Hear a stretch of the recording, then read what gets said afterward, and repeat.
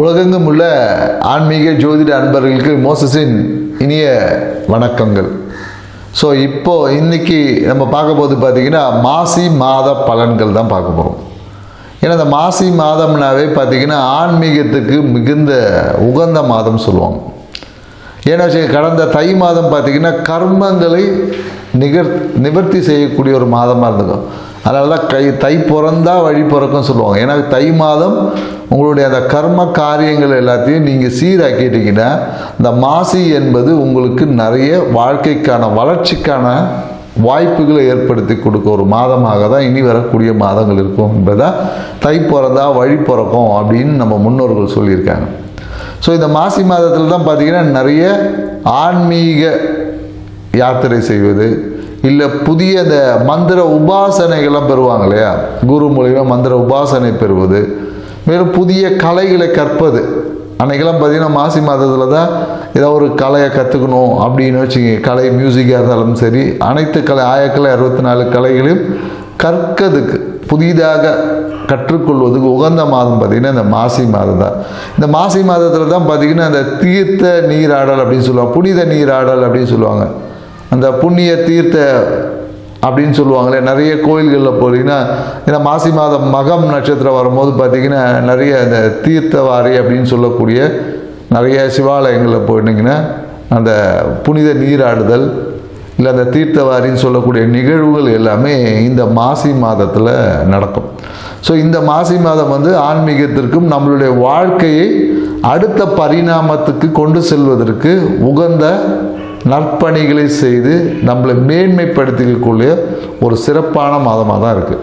So இந்த மாசி மாதத்தில் 12 ராசிக்காரர்களுக்கு இந்த கிரக நகர்வுக்கு ஏற்ற மாதிரி என்னென்ன நற்பலன்கள்லாம் கிடைக்கும், எந்த விஷயத்தில் கொஞ்சம் விழிப்பாக இருக்கணும், எந்த இடத்த சரி பண்ணால் நம்ம வாழ்க்கை இன்னும் அழகாகும் அப்படின்றத நம்ம டீட்டெயிலாக பார்க்க போகிறோம்.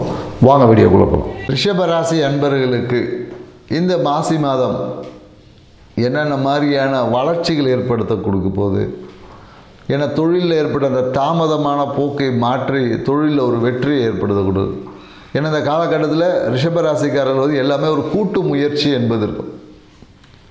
கூட்டு முயற்சியில் நிறைய அரசியல்வாதிகளோட தொடர்பு இந்த காலகட்டத்தில் ஏற்படுத்தி கொடுக்க தயாராக இருக்குது. இதை பற்றி தான் நம்ம டீட்டெயிலாக பார்க்க போகிறோம். ஏன்னா இந்த காலகட்டத்தில் என்னென்னாக்கா வருமானம் என்பது ரொம்ப சிறப்பாக இருக்கும், ஆனால் ஜாதகரால் தான் அனுபவிக்க முடியாது.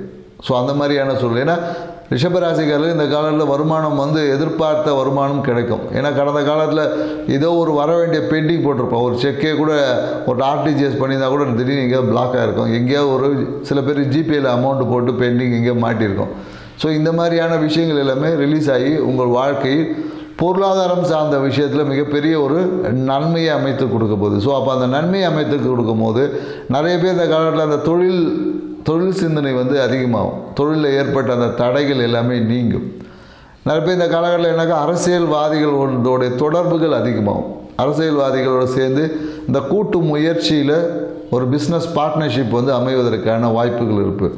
ஏன்னா ஏற்கனவே பார்த்தீங்கன்னா ரிஷபராசிகள் கடந்த காலகட்டத்தில் இந்த பார்ட்னர்ஷிப்பால் ஒரு பிரிவு ஏற்பட்டிருக்கும். ஏற்கனவே கடந்த பழைய பார்ட்னர்ஷிப் ஏதோ ஒரு காரணத்தால் பிரிஞ்சு போயிருப்பாங்க. ஸோ இந்த காலகட்டத்தில் புதிய பார்ட்னர்ஷிப்பில் ஒரு தொழில் தொடங்கக்கூடிய ஒரு வாய்ப்பு என்பது இந்த காலகட்டத்தில் இருக்கும். ஸோ மேலும் என்னென்னாக்கா அந்த தொழில் முதலீடுகள் பார்த்திங்கன்னா அரசியல் அந்த ஏதாவது சொல்லுவாங்க, அரசியல்வாதிகளுடைய ஒரு பேக்ரவுண்ட் சப்போர்ட் இந்த காலகட்டத்தில் தொழிலில் கிடைக்கும். இல்லை அவங்களுடைய அணுகுமுறை நல்லாயிருக்கும் இந்த காலத்தில். அதே மாதிரி அம்மாவுடைய ஆசீர்வாதமும் இந்த காலகட்டத்தில் கிடைக்கும். அம்மா மூலயமா ஏதோ ஒரு விஷயங்கள் சப்போர்ட் பண்ணுவாங்க அம்மா. ஏன்னா கடந்த காலகட்டத்தில் நிறைய அம்மா பேரில் பார்த்திங்கன்னா அம்மாவுக்கு செய்ய வேண்டிய சில விஷயங்கள் செய்யாததுனால உங்களுக்கு பார்த்திங்கன்னா தொழிலில் நிறைய நெருக்கடிகள்லாம் ஏற்பட்டுரும். ஸோ அந்த நெருக்கடிகள்லாம் மாறி ஒரு மன மகிழ்ச்சியான ஒரு சூழல் ஏற்பட்டுரும். ஏன்னா கடந்த காலத்தில் பார்த்திங்கன்னா இந்த ரிஷபராசிக்காரங்க வீட்டிலே இருந்திருக்க முடியாது. வீட்டில் இருந்தாவே ஒரு அழுத்தமாக இருக்கும். வீட்டில் இருந்தாவே ஏதாவது ஒரு பஞ்சாயத்து கால் வந்துக்கினே இருக்கும். என்னடா இது நம்ம நேரம் சரியில்லை அது சரியில்லைன்னு சொல்லிட்டு நிறைய பேர் ஜோதிடர்லாம் போய் பார்த்துருப்பாங்க. ஆனால் என்னாக்கா கால சூழல்கள் உங்கள் வீட்லேயே அமைதியாக விட்டுருக்காது. வீடே ஒரு என்னென்னாக்கா எல்லாம் வீடு சொர்க்கம் மாதிரி இருந்ததுன்னா கடந்த தை மாதம்லாம் ரிஷபராசிக்காரர் ஒரு நரகம் மாதிரி அது வீட்டில் இருந்தாவே ஏதாவது ஒரு சின்ன சின்ன சண்டைகள் வந்துட்டுருக்கு. அம்மாவோட மனஸ்தாபங்கள் வந்திருக்கும், அவங்க ஒன்று பேசுவாங்க, இவர் ஒன்று சொல்லுவார். ஸோ அது மனஸ்தாபங்கள்லாம் வந்திருக்கும். ஸோ இப்போ அந்த மனஸ்தாபங்கள்லாம் நீங்கி அதை எல்லாமே ஆசீர்வாதமாக பிளெஸ்ஸிங்ஸாக மாறக்கூடிய ஒரு காலகட்டம் தான் இந்த காலகட்டம். அதே மாதிரி நிறைய பேர் என்னக்கா வீட்டுக்கு கடன், வாகன கடன் ஏதாவது வாங்கியிருப்பாங்க. அந்த கடனை கட்ட முடியாமல் சில பேருக்கு அவமானம் கூட வந்திருக்கும். அந்த விஷயங்கள் எல்லாமே மாறி ஒரு சுமூகமான ஒரு சூழல் வந்து ஏற்பட்டிருக்கும். சில பேர் எனக்கு ஹவுசிங் லோன் போட்டிருப்பாங்க. ஹவுசிங் லோன் வந்து ஏதாவது கொடுக்குறேன்னு சொல்லியிருப்பாங்க. அது வரல தாமத போக்கு இருந்துக்கு. அந்த விஷயங்கள் எல்லாமே மாறக்கூடிய ஒரு காலகட்டம் தான் இந்த மாசி மாதம் இருக்கும் அப்படின்னு சொல்லுவாங்க. நிறைய விஷயத்தில் பார்த்திங்கன்னா இந்த காலகட்டத்தில் வீடு சார்ந்த விஷயத்திலும் பார்த்திங்கன்னா குறிப்பாக நிறைய பேர் எனக்கு இந்த காலத்தில் இந்த வாசக்காலில் வந்து அளவு சரியாக வைக்க மாட்டாங்க. இப்போ வீடு கட்டக்கூடிய ரிஷபராசிக்காரில் இருந்தால் வாசல் அளவு இருக்கு இல்லையா, அந்த அளவை வந்து சரியாக வைக்கணும். ஏன்னா நீங்கள் வைக்கக்கூடிய அளவு இந்த காலத்தில் தவறாக போகும். அதனாலே வாஸ்து குறைபாடுகள் வருவதற்கு சாத்தியக்கூறுகள் இருக்குது. அதனால் நீங்கள் நல்ல ஒரு வாஸ்து கன்சல்டண்ட்டை பார்த்து உங்கள் வாஸ்துடைய அமைப்பை ஒரு சீர் பண்ணிக்க, மறுபடியும் பார்த்து சீர் பண்ணிக்க, ஒன்றும் தப்பு இல்லை. ஏன்னா கட்டி முடித்ததுக்கப்புறம் இடித்து மாற்றுறது போது பெரிய அளவு செலவாயிடும். ஸோ அதனால் இந்த காலகட்டத்தில் வீடு கட்டக்கூடிய அந்த தன்மையை கொஞ்சம் முன்னாடியே வாஸ்து பார்த்து சரி பண்ணிங்கன்னா உங்களுக்கு விரயங்களை தவிர்த்து கொள்ளலாம் அப்படின்னு சொல்லலாம். மேலும் நீங்கள் எதிர்பார்த்த எல்லா விஷயத்திலும் ஒரு நல்லதும் நடக்கும், கூட ஒரு கெட்ட விஷயங்களும் கூடவே வரும். ஸோ அந்த கெட்ட விஷயங்களை கொஞ்சம் எப்படி களையிறதுன்னு நீங்கள் தெரிஞ்சுக்கிட்டீங்கன்னு வச்சுங்களேன், நீங்கள் எப்பொழுதும் ஒரு வெற்றியாளராக சொல்ல முடியும்.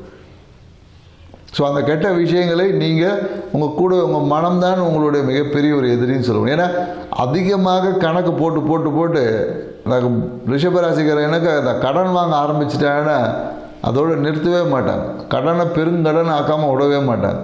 ஏன்னா திடீர்னு இவங்களுக்கு தேவைப்படும் போது கரெக்டாக பேங்க்காரன் கூப்பிட்டு ஒரு டாப்அப் பண்ணலாமா அப்படிங்கிறோம். ஸோ அப்போ நிறைய பேர் இந்த காலகட்டத்தில் என்னென்னாக்கா அந்த லோன் டாப்அப் பண்ணுவதற்கான வாய்ப்புகளும் இருக்குது. ஸோ அது தேவையில்லையா என்பதை நீங்கள் தான் புரிஞ்சுக்கணும். கிரகங்கள் வந்து எப்பொழுதும் உங்களுக்கு தேவையான அந்த சூழலை தூண்டி கொண்டே இருக்கும்.